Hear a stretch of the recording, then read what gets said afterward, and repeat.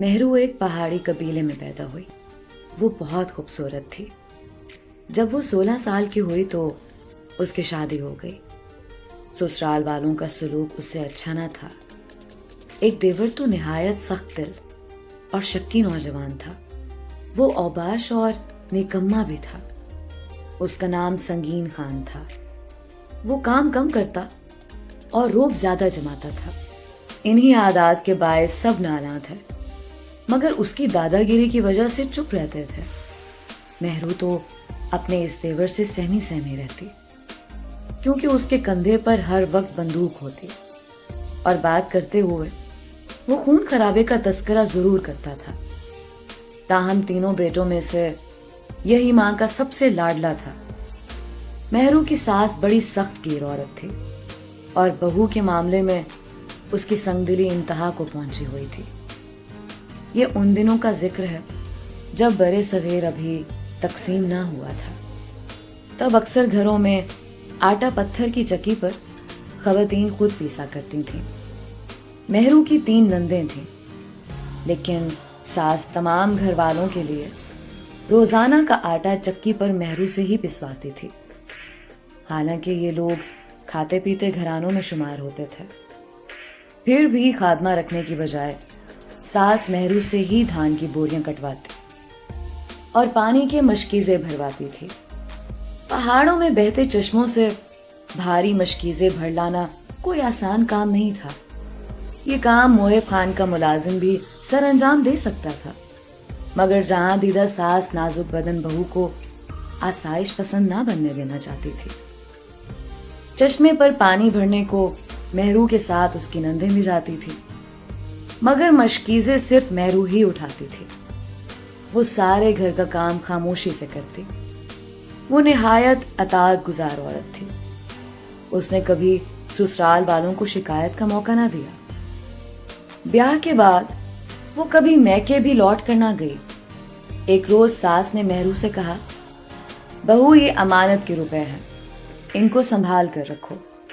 میرے شوہر کے پاس کوئی شخص امانت رکھوا کر گیا ہے، جب وہ مانگیں گے میں تم سے لے لوں گی، اپنے پاس نہیں رکھ سکتی۔ اگر سنگین دیکھ لے گا تو مجھ کو تنگ کرے گا۔ مہرو نے رقم ٹرنک میں چھپا دی اور اوپر سے تالا بھی لگا دیا۔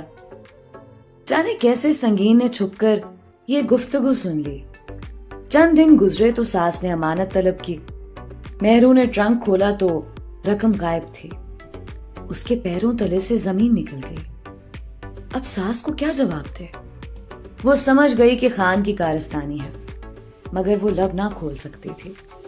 ساس یہ بات کہاں ماننے والی تھی، الٹا اسی پر الزام دھر دیتی۔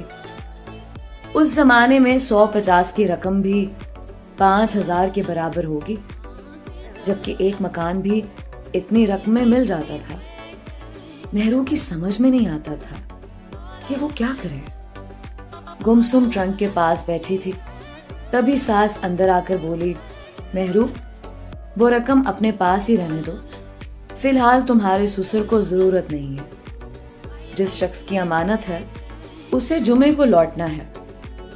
اس وقت تو مصیبت ٹل گئی، مگر رقم تو مہرو کو دینی تھی۔ تمام رات یہ بیچاری سوچتی رہی، شب کو نہ سو سکی۔ وہ کسی سے اپنی پریشانی نہ کہہ سکتی تھی۔ شوہر بستی سے باہر گیا ہوا تھا، میکا دور تھا۔ شکنجہ خان یہاں ہوتا تب بھی کیا ہوتا۔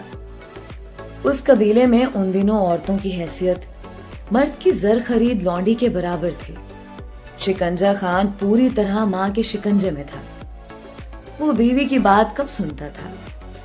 جمعے میں 3 دن باقی تھے۔ یہ سوچ سوچ کر مہرو کا جی الٹا جا رہا تھا۔ صبح سویرے 4 بجے بیدار ہونا اس کا معمول تھا۔ روزانہ کے لیے آٹا چکی پر پیسنا ہوتا تھا۔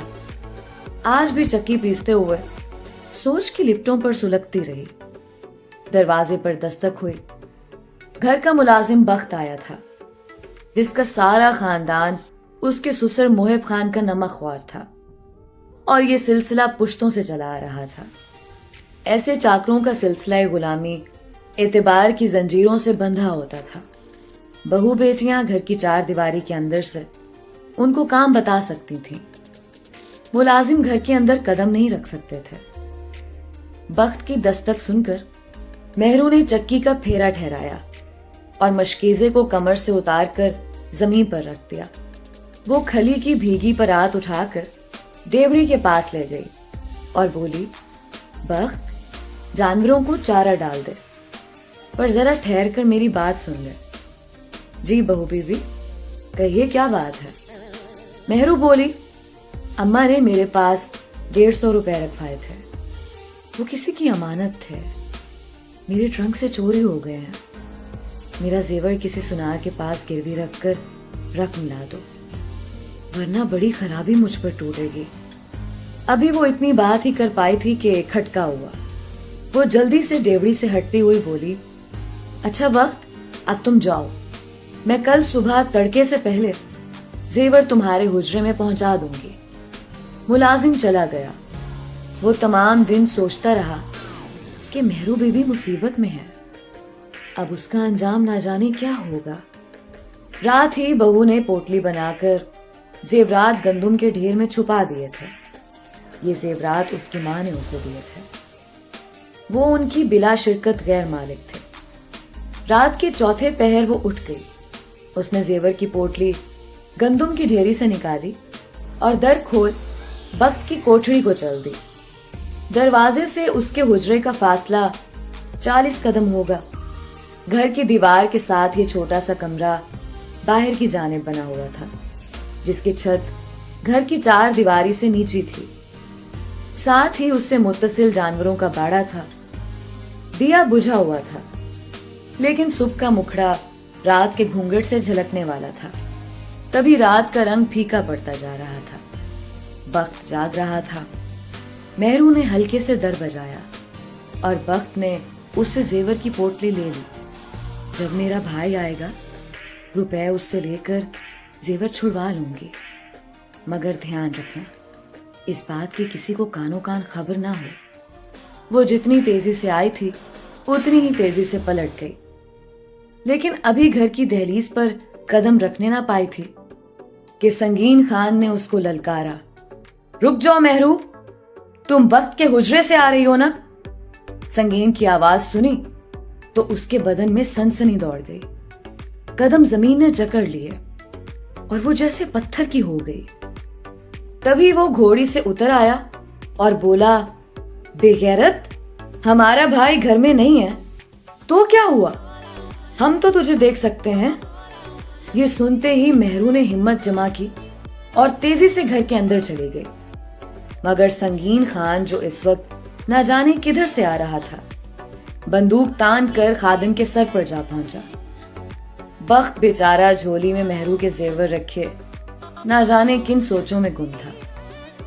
वो ये जेवर अपने दुपट्टे में बांध कर लाई थी और दुपट्टा अब नौकर की गोद में फैला हुआ था। संगीन ने उसका गिरेबान पकड़कर उसे खड़ा किया तो जेवर और दुपट्टा जमीन पर गिर गए।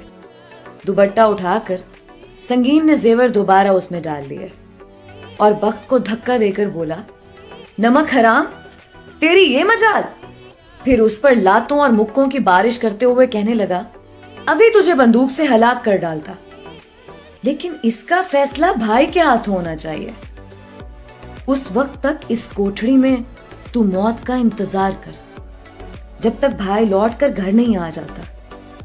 ये कहकर उसने हुजरे के दरवाजे पर लगी लोहे की जंजीर वाली कुंडी बाहर से चढ़ाकर ताला लगा दिया। इधर मेहरू जान चुकी थी कि अब उसकी मौत यकीनी है। नौकर की कटिया में कदम रखकर उसने जो फाश गलती की थी, उसकी सजा उसे मिलनी थी। देवर ने उस पर बदकारी का इल्जाम लगा ही देना था, क्योंकि उस घराने की औरतें मुंह अंधेरे यूं ही घर से बाहर कदम नहीं निकालती थीं। ये बात बहू को अच्छी तरह मालूम थी।